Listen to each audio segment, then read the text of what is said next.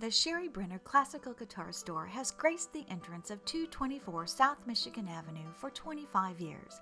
Many consider it a unique introduction to the historic Santa Fe building and the gateway to Symphony Hall. In this day and age when national brand stores seem to be taking over every corner, it is rare that a local retail shop can compete. Until recently, this distinctive music shop did just that. However, its days are numbered.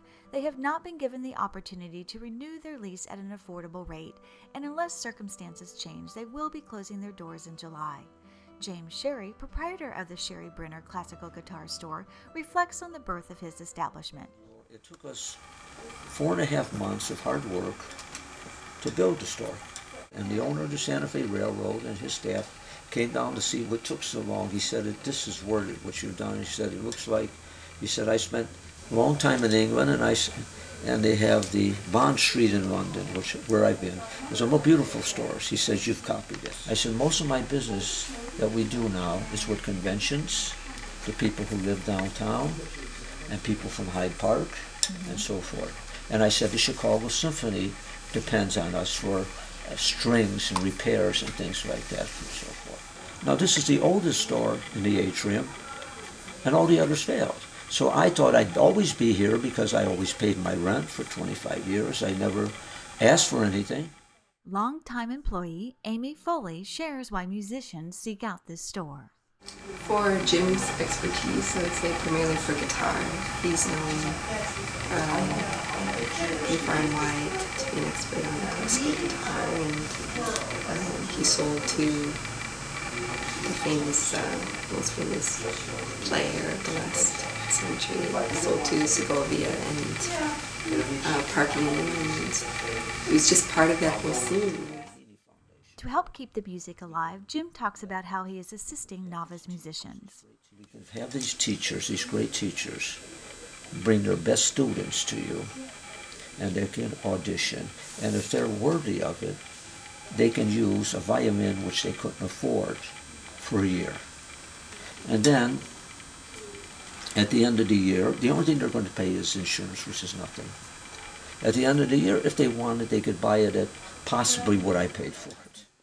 Jim reacts to the recent news his lease will not be renewed at an affordable rate. Thinking, what am I going to do? That I've been here 25 years, and every morning I was here 25 years, sometimes 7 days a week. This was my life here. I asked Jim if he would consider other alternatives to help keep the store open. I wouldn't refuse a grant, to be honest with you, but I don't even know how to get one. Maybe somebody can tell me how to do this. Be a sensitive question, but some would say you're in your twilight years at 80 years old. Why not just close the store and enjoy your retirement? This is my life. I can go anywhere in the world I want right now and do anything I want, and this is it. Amy shares what Chicago would lose if Sherry Brener closes. It would just lose the culture of it, the reminder of things past and things that should still be part of the present. If you're like many of us, you've walked by the Sherry Brener Classical Guitar Store 100 times and admired the beautiful instruments in its window.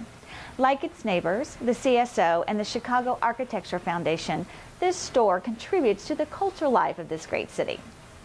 A few months have passed since we first interviewed Jim and Amy, and there's good news to report. Mr. Sherry and the landlord have come to an agreement on lease terms. Therefore, the city can enjoy this iconic store for a few years longer.